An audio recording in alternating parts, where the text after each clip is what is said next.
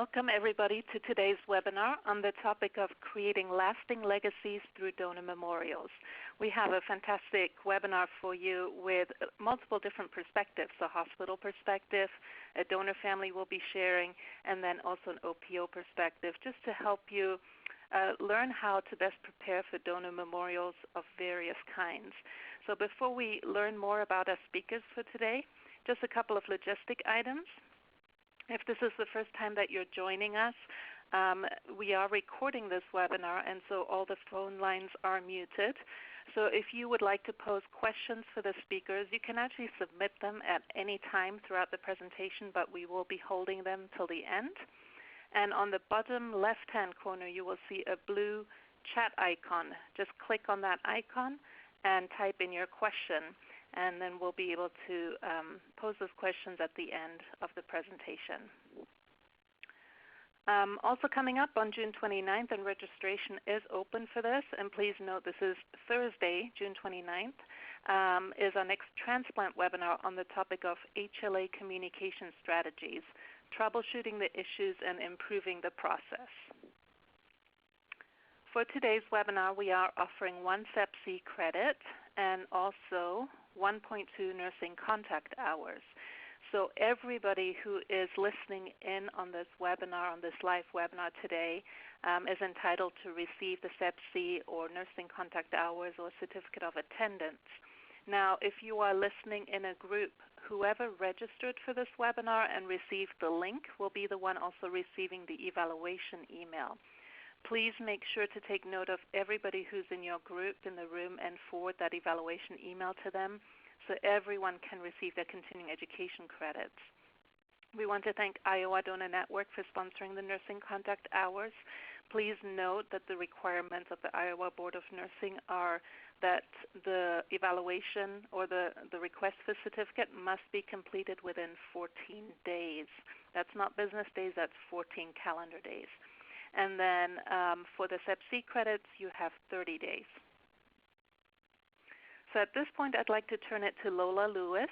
Lola is a member of our Get Connected webinar faculty and did a great job in coordinating this webinar for us today.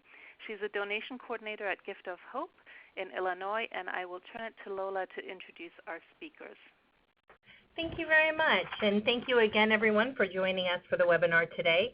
We have 3 wonderful speakers. First up, we'll have Amy Bandy from Carle Hospital.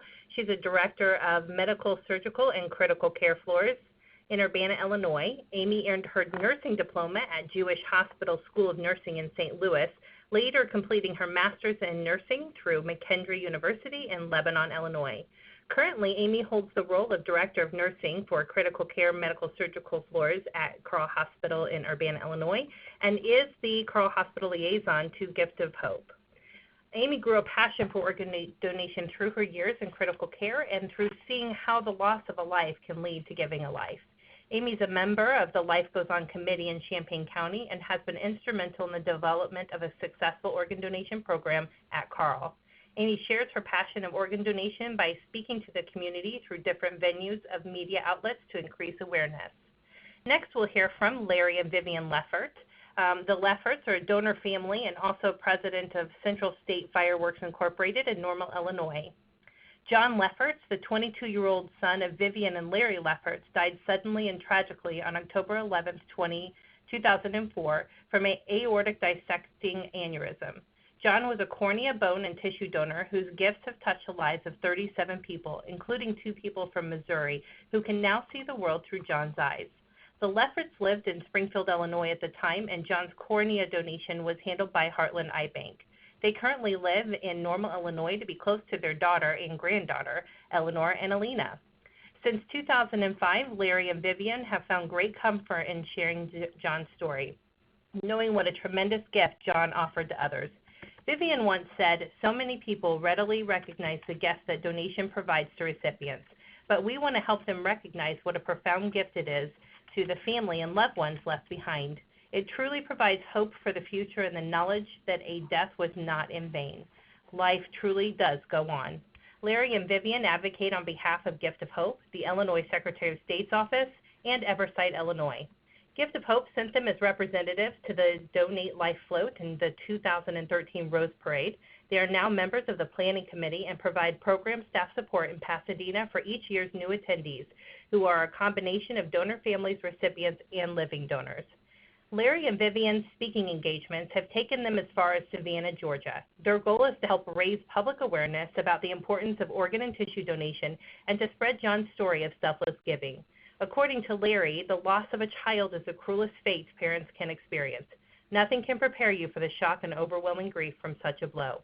Our involvement has offered a measure of comfort and healing I could not have found anywhere else. It is a blessing to me to be a volunteer for donation awareness. Finally, we're going to hear from Carrie Kazuki. She is a donor family special event coordinator at One Legacy in Los Angeles, California. Carrie earned her bachelor's degree in sociology from UCLA and then a master's degree in social work from San Diego State University. Carrie did hospital social work for several years. The last hospital she worked in was a trauma center where she supported patients and families in the ER and ICU. In this setting, she worked with families who were approached about organ donation and witnessed families making the decision to donate. When offered a position at One Legacy in the aftercare department, Carrie took the opportunity to support donor families, who she feels are people deserving of honor and compassion. Carrie currently works at One Legacy, where she organizes events that are held to honor organ and tissue donors and their families. So now I'm going to hand it over to Amy, where she's going to tell us a little bit about her programs. Thank you, Lola, and thank you for inviting me to be part of this webinar. As Lola had stated, it is a great passion of mine over my 25 years of nursing experience. I'm going to start out just by talking a little bit about my organization. We currently are a 413 licensed bed facility in East Central Illinois. We have almost 1,500 registered nurses on staff with 460 physicians, and we see an average of a roughly 90,000 ED visits a year. So we are a fairly large facility for our geographical space. We are also a level 1 trauma center, and we do cover a very large area of East Central Illinois. We actually have 35 counties that we cover, in addition to 5 counties in West Central Indiana. So in 2013, we established a group in which is titled Carle Life Team, and we really wanted to focus our efforts on supporting the families and continuing to remember those that gave one of the greatest gifts that they could ever give. So today I'm going to talk a little bit about some of those projects that we have in place and processes and recognitions. The first thing we do to honor those that have chosen is our Gift of Hope memory box. And then we also offer handprints for pediatric patients, the Carle Zuleg Foundation blanket. We also have started recently a little story of the patient, which I'll go into more about, a raising of the flag. We do have a tree of life that hangs in the lobby of our organization, as well as we just had our 3rd annual memorial event. So our Gift of Hope memory box is presented to families upon time of consent for donation. And within that box, there is a medallion, a poem with a prayer, Gift of Hope bracelets, and lapel pins. And that is presented to them by our Gift of Hope staff that we work with. Also at the time of consent, our chaplain services, who is a big piece of our program, presents the family with the Carle Zuleg Foundation blanket. I don't know if many of you have heard the story, but Kyle's family realized that through the donation process, waiting for all his organs to be placed was quite trying. 48 hours of sitting at his bedside in the hospital can be an extremely lonely and cold time. And they decided that they did not want other families to not feel that warmth and have to go through that. So they have created blankets. As you can see on the presentation, it says "Forever in Our Hearts." So each family is presented with one of those blankets after they have given consent to donation. One of the best quotes that they have shared with us is wrapping warmth and comfort and support around organ donor families, one blanket at a time. So we really embraced that and worked very closely with the foundation to be able to offer that.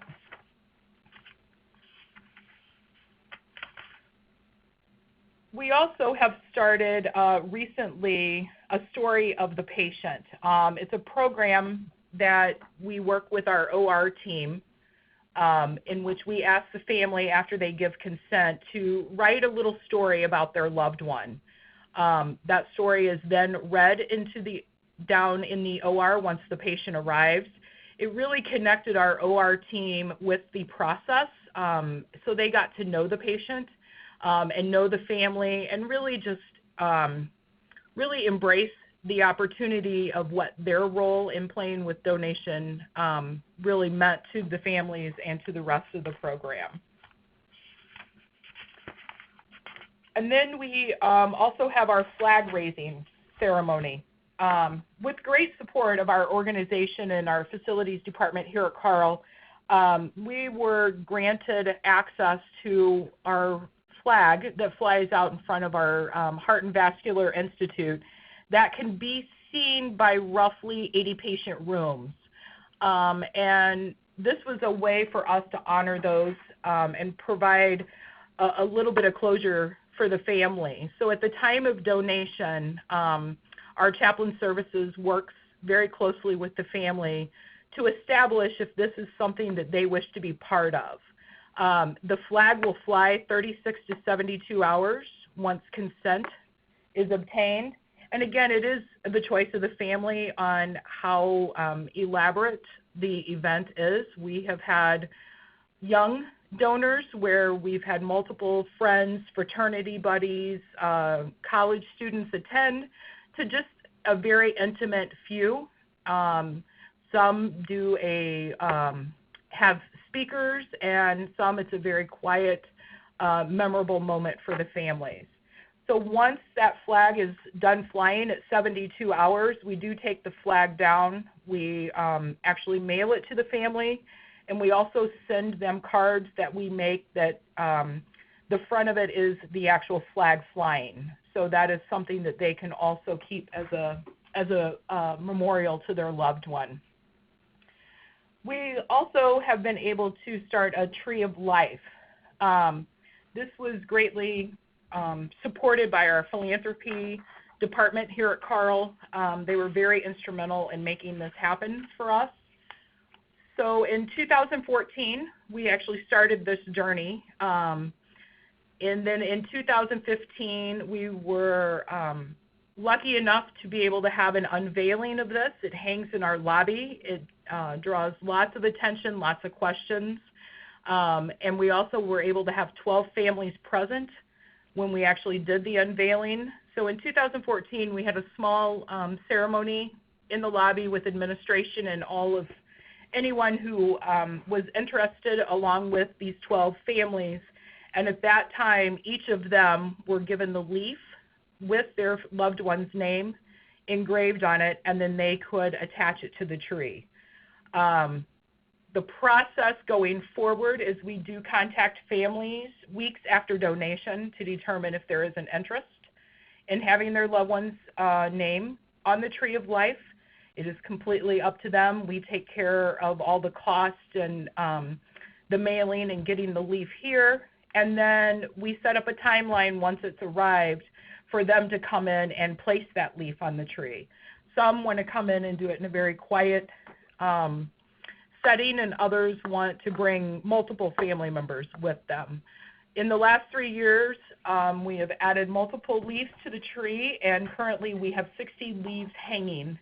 And I will tell you, we do have, I get a phone call at least every week of someone walking by and wanting to know how they could get their loved one's name on the tree or more information about that. So I think it's probably one of our best recognitions of our donors. And then last but not least, we currently hold an annual memorial event. That event started actually with the unveiling of the Tree of Life.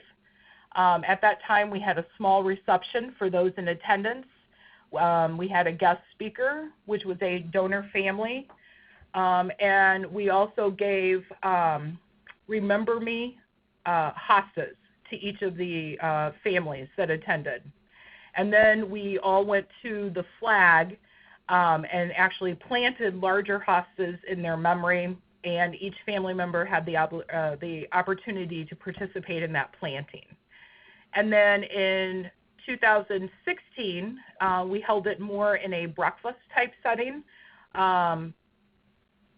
Again, we did the Remember Me hostas. We had a guest speaker, kidney pancreas recipient, which is actually one of our own here at Carle.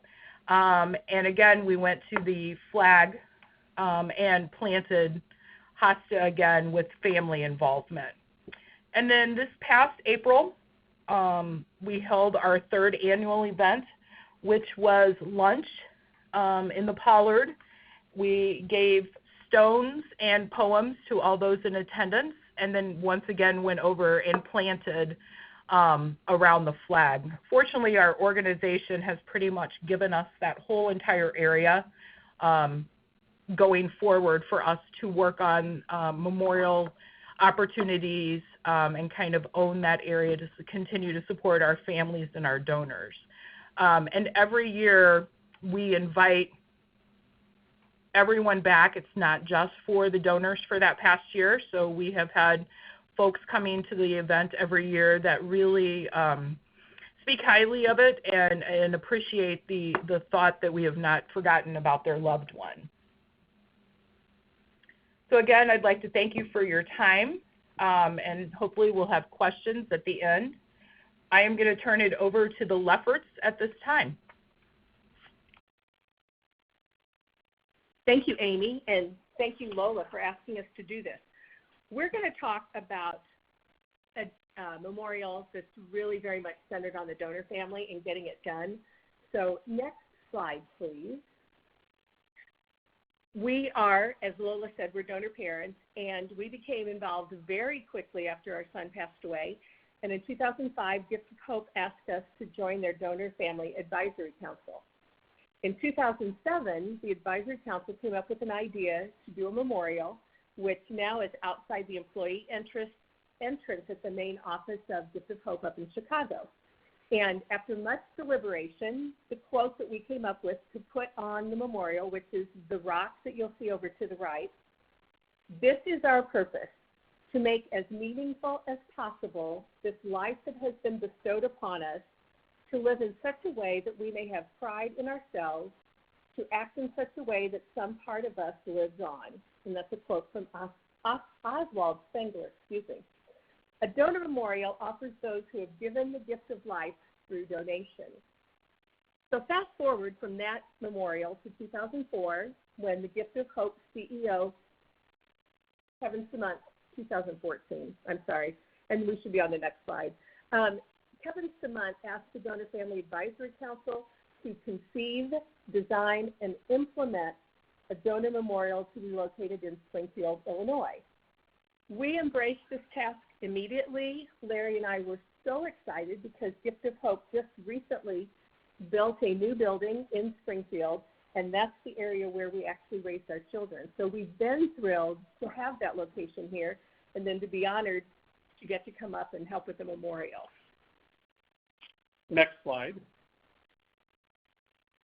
So a great idea. Now what do we do with it? The Donor Family Advisory Council met a couple of times and decided to narrow down to some basic ideas. And brainstorming was a huge part of that. And on this page, you can see in the upper right, one of the first concepts was a memorial with 3 walls in the middle. That was greatly debated, and we decided on a little different that you'll see in a few minutes. Another debate was what kind of elements do we have in it? Do we have a water element? And though everybody was in favor of it, someone else wisely said the maintenance of a water element in a memorial is huge. So we didn't go with the water. But in the lower right of that slide, you can see one of the concepts that narrowed it down, that it's very similar to what you're looking at. And then selection or location. What we tried to do for location, we had there's a park in Springfield called Southwind Park, and it is very handicapped accessible. And they were very, very gracious to offer this space. Next slide, please. In narrowing down the concepts, we looked at a lot of different memorials all around Springfield and some other ones out at Southwind Park. In the lower right, you can see a wall that has Gift of Hope on it and the hands and the heart. That was one of the ideas that we discussed. Next slide.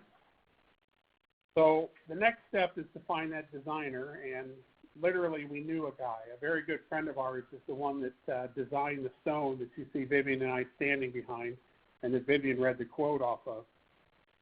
He did such a beautiful job of this, it was pretty easy to just go back to Matt and tell him our concepts. And I asked him to run with it and come up with some ideas of his own. And Matt came up with the concept of what's called a BASALT, B-A-S-A-L-T, column. Next slide, please. And this was titled the BASALT column, and I found a picture of where they actually come from. They're mined off of the side of structures like you see in the upper left. And just below that, you see another memorial that I picked up a photo off of, and it holds their plaque. The right hand, the picture with the BASALT columns and all the letters on it, that was in the planning stage of what words do we put on it, what font do we use, what size do we use, do we color the letters, and a host of other questions. Next slide, please. So in fine-tuning the design, you can see that the original plan we had that the 3 columns, we chose 3 columns in the center of that circle, and then it was decided to push them to the back of the circle, and we actually moved right in the center there, you see a BASALT column that we actually moved to the entrance of the memorial to open up that space, and you'll see a picture of that in a little bit.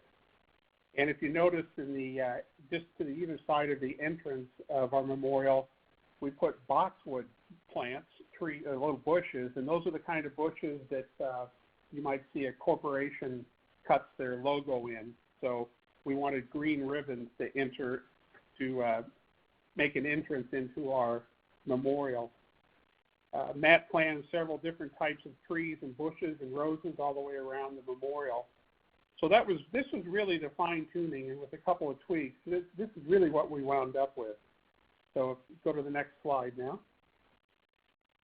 Tree construction, it's all about location, and we had a lot of choices to pick from at this park. It's a huge park, as you can tell from the photo. We decided on about area 2 that you see there. I don't know if you can see the number, but the center yellow circle, it's right in that area. And it was so that it could be seen from the road, and it wasn't too far from parking for people that might have trouble getting to the memorial. Southwind Park is in Springfield, and it's aptly named as Southwind Park. There's a lot of wind out there. Next slide, please. These are some slides of the construction. You can see the delivery, the pavers, and some of the initial work that Matt and his crew did. The 3 orange columns you see are standards, is where we started moving around a little bit to get the best location and offsets for the columns. This is really crucial that you have somebody able to go out during construction and that is basically a shop caller or entrusted to make decisions about subtle things that might need changed or here and there. And luckily, the committee gave Vivian and I that ability to do that. In the lower right-hand photo, you can see the pavers and the edging that went in, and it's at the entrance of the memorial. Next slide. What words to use? We settled on the left-hand column having gift, the center one life, and the right one hope. Donation gives gift, life, and hope to a lot of people, and we felt it appropriate to have Gift and Hope on there because Gift of Hope, it is a Gift of Hope memorial. But we wanted to emphasize as the tallest one, the life that is given not only to the recipients, but to we donor families who find great comfort in this. Next slide. These are just a few shots of them erecting the columns. As you can see, the life was the tallest column, and they had forklift out there to place it.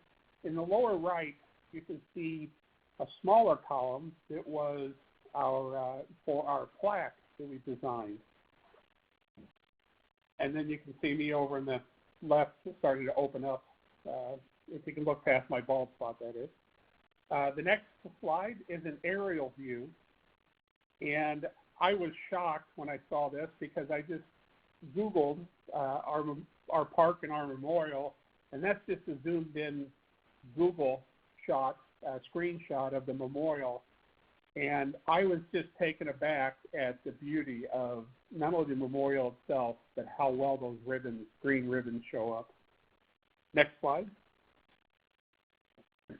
Practically perfect planning makes it a perfect product, right?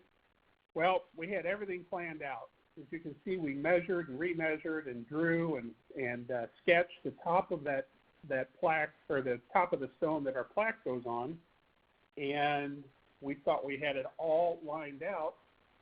Well, the best laid plans, next slide please. The best laid plans of mice and men sometimes go awry. I got a call from the Southwind folks, and they said, you better come look at this. And we missed it. The plaque was just a little too big, so make a note to check everything along the way as you go through this. We kind of got a laugh out of it. We were kind of sorry about it because it was an expensive plaque, but then what do we do about it? And this is what Gift of Hope came up with to fix it. The next slide, please. You can see that that's that same surface that the other plaque was on. They designed another plaque and mounted it on the top of that stone, and they just did a beautiful job, and it includes Gift of Hope's medallion. And we just love the way it came out. And we'll show you another slide in a minute of where that other plaque went. Next slide, please. And this is a day of dedication. It was last November 13th. In the upper left, you can see Kevin Muntz, the CEO of Gift of Hope, making a presentation. I'm trying to hide behind the columns back there. But they allowed me to do a dedication, say something as well. And the others photos are our family and some other donor families that attended, and Gift of Hope's medallion. It was a beautiful day, and the wind kept us cool. Now I'll pass it to Vivian. Next slide. So the idea was to create a lasting memorial to donors. What does that look like? Next slide. This is what it looks like. Donor families, in this case all donor parents, huddle around this memorial that honors their sons or children. In our case, these are some of our best friends, and we all lost boys, so we're honoring them. Next slide. So on the left, you will see that plaque that originally was meant to go on the column on the right. We were at an event there this weekend, and it's the first time we've seen the answer to the dilemma over the two plaques. And so Gift of Hope used that original plaque, and it's posted on the left side, and then the one that, the original one's on the left side, and then the new one that Larry showed you with the medallion is on the right side. This is the first time since the dedication that we had been to the memorial. It was for a donor family event, and it was really hard to get this picture without people around it because everyone wanted to go up and see the columns and see the plantings and get their pictures taken. Now, the park is named South Wind, and boy, this weekend we all found out about that south wind because it was breezy, but that's okay. Larry's going to share with you a little bit of what he read at the dedication that addresses what goes on out at our memorial. When a donor family is here at this memorial without a crowd of people, the initial predominant sound is silence, silent beauty. Then you hear the wind, the south wind. It is rare you can come here and not have a breeze off the fields around you. In this moment of silence, you will hear this breeze blowing by these rock-solid columns. It is a soft, comforting sound. In my heart, I believe it is born of the breath of not only our beloved donors, but of all donors who have gone before. It starts in heaven, is joined by others, and sweeps across these fields. It then flows across this blessed piece of ground. As it passes by these columns, you can hear its soft hum. In this soft breeze, we can find the comfort and healing of our loved ones, letting us know they are with us. Yes, all of our loved ones whisper in this breeze.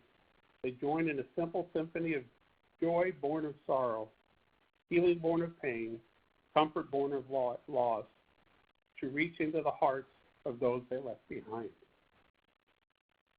I now pass it to the wonderful Carrie. Thank you, Larry. My name is Carrie. I am from One Legacy, and I'm going to be talking about some of the logistics and the practical pieces that are involved in planning a donor memorial, and share with you what we've learned over the years in assisting with donor memorials that are hospital-based in our service area. So obviously the memorial is meant to honor donors and their families for giving the gift of life. The memorial will also show the hospital and the organization's support of donation. We hope that the memorial will also serve to inspire the community to register to become organ and tissue donors. So a donor memorial can accomplish all of these things, but if the intent is truly to honor donors and their families, we really have to think about how the decisions we make will affect those that we wish to honor. So in getting started, one of the most important things is a location for the memorial. And we would recommend choosing a location that's in a common area, not necessarily in like an ICU or an ER setting. And I only bring this up because a hospital that we worked with once suggested that we use the ICU waiting room as the place to put the memorial. And we had to explain to them that, some families have told us how difficult it is to just return to the hospital, let alone asking the family to go back to that place where they associate with obviously a very, very difficult and bad time in their life. Many memorials are placed on walls. Some are done outside. They can be done on touch screens. It really just depends on what real estate is available and what you want that memorial to look like. So once you determine what type of memorial design you'd like, you'll then have an idea of how much it's going to cost to produce. So then you'll know how much money either needs to be raised through fundraising or requested through some type of a grant. It is really important early on to find who those champions are going to be, both at your organization and the organization that you're working with. It's really, I think, important to get involved early. As an OPO, sometimes we hear rumblings that a hospital is thinking about doing a donor memorial, and we do try to get involved early because once decisions are starting to be made and people are having meetings about this memorial, and if you're not involved in those, it's very hard later to go back and try to kind of refocus people or change their minds when they're already sold on a specific idea. So if you're thinking about starting a memorial, I would definitely recommend choosing a design where a donor's name can be easily seen. Families have told us how important it is to be able to see their loved one's name, to know exactly where it is on that memorial, and be able to go back and visit that. If the donor's name is not easy to see, families will likely be disappointed. Our philosophy is that donation is donation, and that you honor the intent to give. So regardless of the outcome of what was recovered or transplanted, you're honoring the intention to give. So we strongly encourage hospitals we work with to include both organ and tissue donors in any type of donor memorial. We've heard from tissue donor families that they feel excluded if their loved one isn't part of this memorial. They feel like it's someone telling them that their donation wasn't good enough or not as important. If there's a concern, oftentimes we do hear from hospitals we have limited space, and if we include all of these donors, we're just not going to have room. And so what we have suggested, we go back to them telling them, go back fewer years for your invitation list. So instead of going back 10 years, maybe you go back 5 years, and you invite those families. If there is a family outside of that time frame that inquires about being included, obviously you make allowances for that person to be added to the memorial. But if there's a donor family that you work with, if you're the OPO and you know that there's a very involved donor family and their loved one died before that time period that the hospital is looking at, you proactively just include them on that invitation list, knowing that they would want to be part of that memorial. And if your OPO does not handle tissue donation, I would definitely encourage you to consider partnering with the local tissue recovery organization so that those tissue donors can be included. Another thing to think about would be hospital staff who have a personal connection to donation. So whether it's that an immediate family became an immediate family member became a donor, or if there's a hospital staff person who died and became a donor, even if that person didn't die at your hospital, extending the invitation to include them in this memorial, I think goes a long way in showing compassion to your own staff. When it comes to planning a ceremony for families to attend, we recommend that you select a time that is convenient for donor families. I know this sounds like it shouldn't even have to be said, but I know that there is often a balance of when key hospital staff are available to attend and what is easiest and best for a donor family. So rather than planning, a 1 o'clock ceremony, for instance, we usually try to have or encourage the hospitals we work with to do something later in the day, like at 4 o'clock, so that a family member can still go to work, maybe just take an hour or two off at the end of the day and still be able to attend. And depending on the lead time that's needed for the production of the memorial, we recommend sending that initial invitation letter out about 2 months prior to the event. After we receive the RSVPs from families, we then later send a confirmation letter that has more details about where they should park and where they check in and things like that. Do know that families often do require some follow-up in terms of getting phone calls in order to get them to respond. It doesn't mean that they're not necessarily interested, but sometimes people get that paperwork, they put it aside, and they just, it escapes their mind for a little bit. So in doing your planning for your timeline, make sure that you do build in some time to have staff members call families and follow up, because we do know that it takes some TLC to get those families there. Generally speaking, we usually see about a 50% reply rate from families when we're doing a donor memorial of this nature. There are some families who tell us at the time of authorization that they just, don't want to hear from us anymore. They, we're happy to be able to authorize the donation, but do not want future contact, so those families are not invited. And also, the more time that passes, families do move, and sometimes it's just difficult to be able to get a hold of them. When it comes to the actual ceremony that you host, we recommend that you have greeters to be able to welcome your guests and direct them to check in and make sure there's signage if it's difficult to find where they should be going.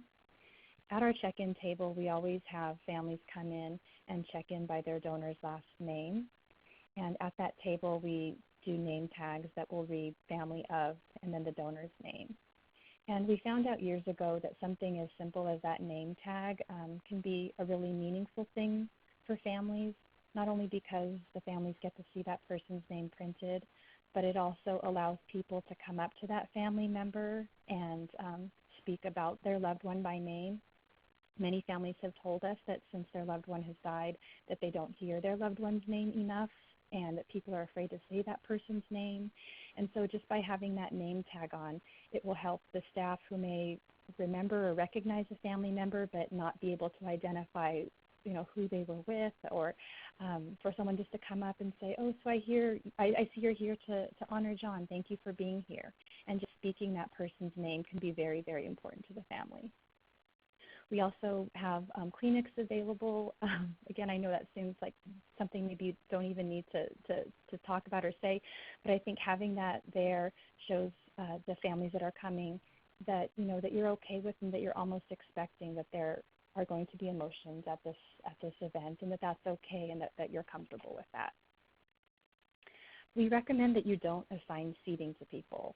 And this actually became an issue for us with a hospital that we assisted on the day of the event. They said, oh, we had this great idea. We have these name tags that we're going to put on the chairs, and we're going to, kind of help people figure out where to sit to make sure that we have space for everybody.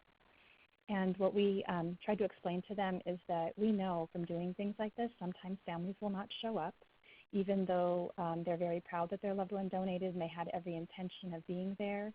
Just the gravity of what they're there to honor is difficult, and they may just not be up for it the day when that day comes, so they may not come. Some people come late, and if you're seating them in the front, it can be very distracting. And then there are families who come really, really early because they want to sit in the front or they have a special place where they want to be. A lot of times families have children and people might have strollers, and so you just want to make sure that people are comfortable and allow them to sit where they feel most comfortable. When thinking about the speeches that are going to be given at the ceremony, we always encourage the speakers to focus on the families, and regardless of the outcome, again, that we're honoring their decision to give. Lots of the speakers that we choose have talked in front of audiences many times before, but we want to make sure that their speech is tailored to a donor family audience. So a lot of times people are thinking donate life, and this is when I give them statistics and I talk to them about registering to be donors. But we tell the speakers that these people in the audience have already made that decision, so you don't need to urge them to, go online and become registered donors. You want to be there to thank them and to express your gratitude. We want to refrain from congratulating or drawing attention to ourselves or the hospital staff or the people that are part of organizing this or making donation happen, because, again, this ceremony is about honoring the families and the donors, and not a recognition ceremony for the OPO or the hospital staff. We've also been advised by families that they don't want to hear how many donors there have been that year. They don't want to hear that their loved one is a number or part of a statistic, but instead speaking about the number of lives that are saved or healed because of the donor families and people like the donor families who are present there that day, that those numbers are more comforting. If you do choose to have a recipient speak, and if that recipient has met their donor family, we always tell the recipient, even though that is an important part of the recipient's own personal story, for a donor family audience, this is something that we ask them not to share, because it can set up a false expectation for the donor families that they too will meet their loved ones' recipients. And we just know statistically that it's very rare for a donor family to meet even an organ recipient, but for a tissue recipient, even more rare. So we ask them to focus their speech on the gratitude that they have to the families and to the donors for saying yes to donation. If there's a way to involve families in a ceremony, I think that's always a wonderful idea. So providing them with a certificate, having them come to the front and to be recognized in front of the audience with their loved one's name printed on a certificate. If some of the hospitals we work with, they know that it's a smaller number of families coming, so they ask the families to send a photo of their loved ones, and they put together a PowerPoint or a video that can be shown during the ceremony. And if there's the ability to have a family member come and place in most of our cases, it's an engraved leaf with the donor's name onto the actual memorial themselves. Allowing them to do that is so powerful. Some of the most prominent memories I have are having families come, accepting that leaf and seeing them rub their fingers across the etching of their loved one's name, or bringing that leaf up to their lips to kiss it before they place it on the wall. I think if families are able to do those things, it's just incredibly powerful and meaningful. So in conclusion, there are many ways for an organization or a hospital to honor their donors and their families. We know that families are incredibly appreciative of having their loved ones honored and remembered, and we thank you for taking the time to join us on this webinar. Thank you. Thank you so much, Carrie. And thank you to Amy and the Lefferts and Carrie for fantastic presentations. I think there's a lot of great information in there, and we'll talk more about that. This is the time where we can take your questions. On the bottom left-hand corner, you'll see a chat icon. Just click on that and type in your question, and we will, Lola will navigate those questions to the speakers. And during the Q&A time, I'm going to put up this poll. For those of you who are listening in a group, please just complete the poll how many people are in your group so that we get an idea as to how many people listened in today. So Lola, I'm going to turn it to you to navigate the questions. Okay, it looks like our first question is for Amy. Somebody is asking, what is a hosta? So it's a perennial plant, greenery that we actually have planted out in front of our flagpole. So the next question, how are these memorials funded? And I think we can start with Carrie, if you want to start on that, and then maybe Amy can jump in. Yes, some of the hospitals we work with, they do their own fundraising. They whether they have their own foundations that they go to request the money. There are several who have done the memorials, funded them completely on their own, and just come to us when they say, we need your help in reaching out to these families and helping us to get everyone here. But for the case of One Legacy, we also do have a foundation where hospitals do submit to us a request for funding, and they lay out their plan of what they're planning to do, how much money is needed, what their plan is for the future to be able to continue the memorial down the line. So those are the avenues that I've seen people receive funding in our area. Okay, Amy? Actually, our funding for our tree in particular was done through our philanthropy department here at Carle. We have an organization called the Women's Legacy, and it is our auxiliary and women who have a program that supports many events here at Carle. And it's a fairly formal process. You put together your presentation and your plans. You actually go in front of the entire group, which is around 60 women, and present your idea. They are always looking for things to help patients, and this had a little bit of a different spin on it, and they were very engaged from the beginning of the conversation. And we also then were able to be funded. They voted for us to be one of their projects. So they have been very instrumental in the event, the unveiling of it. And then I report to them every year on how we are doing, and if they check in to see if we need anything further with that program. Okay, thank you both. Our next question, I believe, is for the Lefferts. Was the Gift of Hope Memorial on the Gift of Hope grounds? No, the initial stone was at their grounds, but the memorial is at a park in Springfield, Illinois.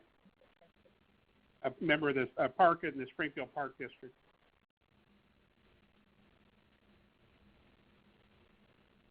Okay, our next question is for the Lefferts. As a donor family, what kinds of memorials, events, and et cetera mean the most to you? Oh boy, that's a hard one. I mean, we love to honor our son, so we find like anything we do for him honors our son, but we have been to events at Gift of Hope and at Memorial Hospital in Springfield where you can take a photo or they read your loved one's name. Anything like that. Newspaper articles that might mention, something that's gone on with your child or something we've been involved in. We also are involved in the Donate Life Float, and that's been huge because we come back from that every year like re-energized about all the things that are done for donor families. So I know that's kind of a major thing that a lot of people can't take advantage of, but it is something that just means the world to us. But it doesn't have to be big.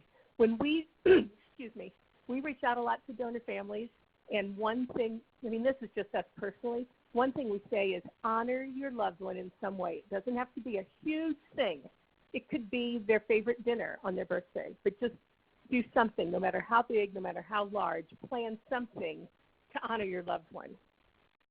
That's all. Thank you. The Lefferts, we have another question for you. How did Gift of Hope fund the memorial, and what is the annual upkeep cost? It was funded, I think, just by the general fund of Gift of Hope. And I don't know if they've assigned an actual budget to it. There's some donor families and one staff person in the Springfield office that we go out and keep an eye on it and make sure that things are cleaned up. It was designed to be less maintenance. In other words, we don't have the water element, and we decided not to try and do interchangeable bricks with names on them. We went to the more general for that reason. And we also were blessed that when Larry and I went to the Park District and said, we have an idea for this memorial, would you allow us to do it? We did not have to pay them in any way to do this. So that area at the park was totally, we didn't know anything for that. So we did promise, like Larry just said, though, that we would come out, make sure the trees are trimmed and that kind of thing. And on the board of the Park District is a woman whose family was touched by, I think her father received a kidney.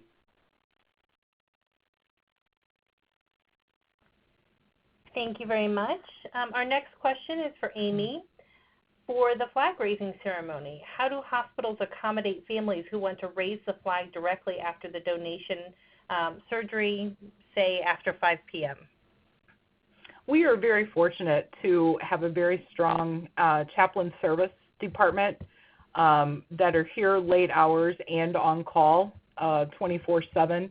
They have all been educated and are fully part of our flag raising ceremony. So really it lies within the hands of the chaplain services. So that way we could meet any family's request or any need that they may have at any time.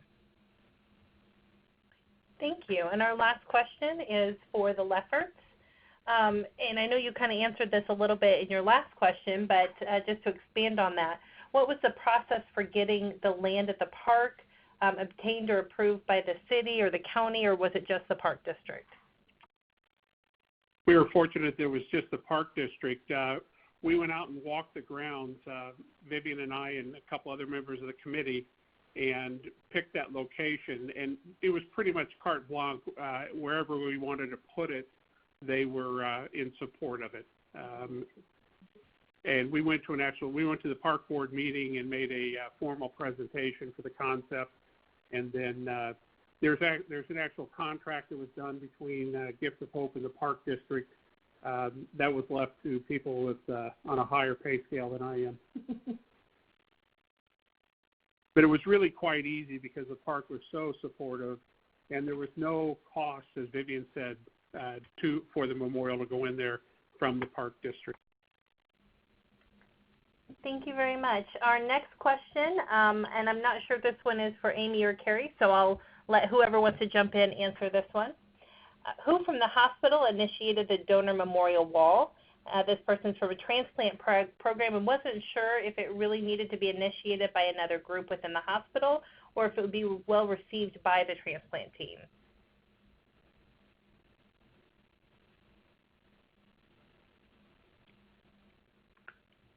As far as the donor memorials that we've been involved with in the LA area, usually they're that first person that comes to us is from the Organ Donor Council. Like they have a council of people who meets together monthly to go over cases, and so usually it's someone from that group who says, hey, we'd like to do this. At another hospital, that was someone from the PR department who had said that they were interested in utilizing some funds to do a donor memorial.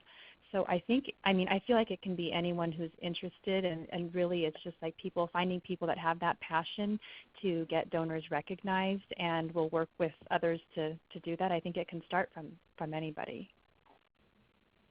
Carrie, I agree. This is Amy speaking from our perspective.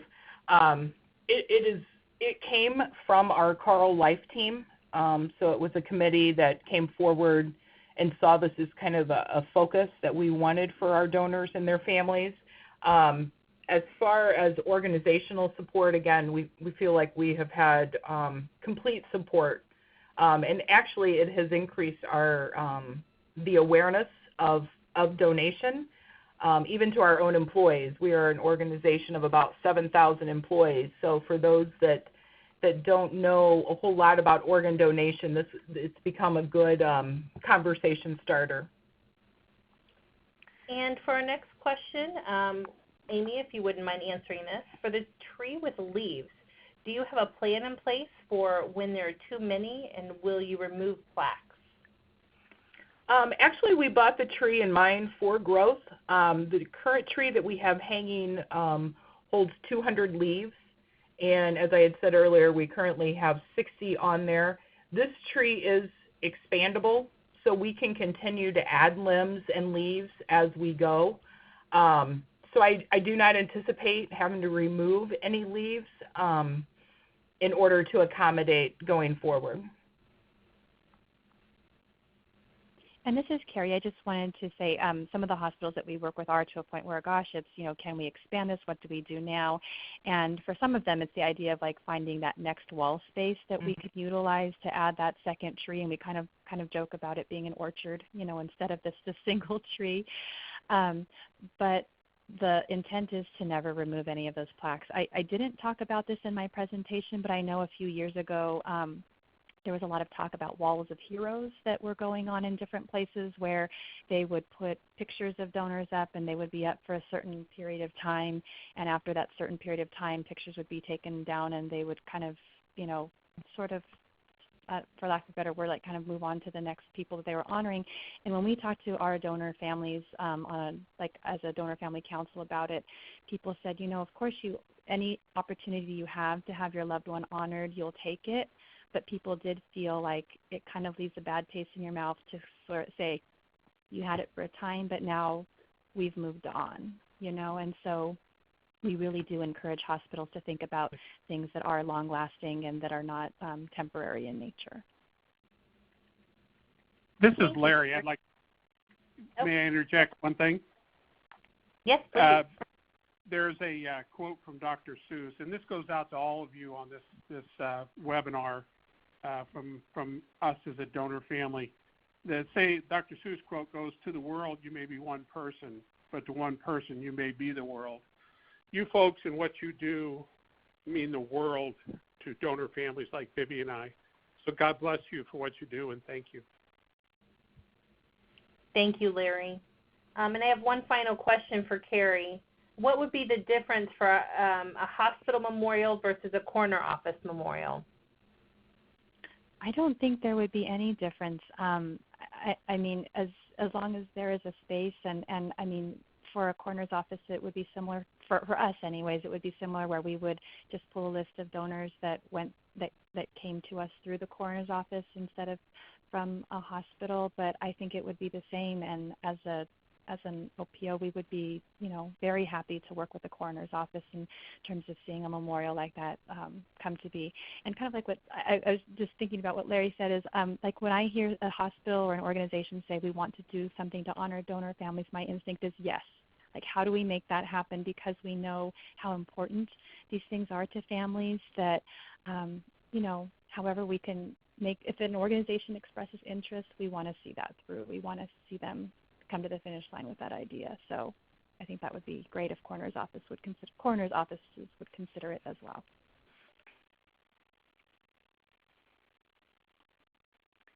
Well, thank you all so much for a really fantastic webinar. And again, a special thank you to Amy and to the Leffert family and to Carrie.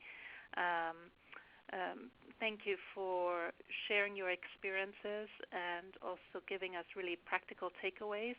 I'm sure everybody's walking away with a ton of notes, and hopefully we will see a lot of inspiration from the pictures as well on ideas on how to bring these memorials either to hospitals or even into the community like Larry and Vivian presented. I think that's a wonderful way of educating the community as well.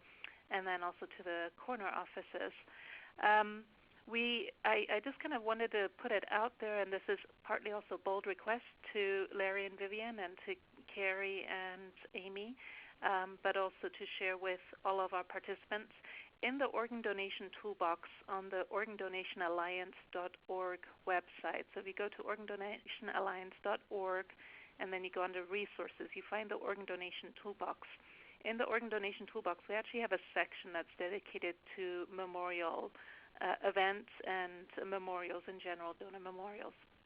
And in there we have pictures of various memorials from around the country, as well as contact information for where those pictures were taken.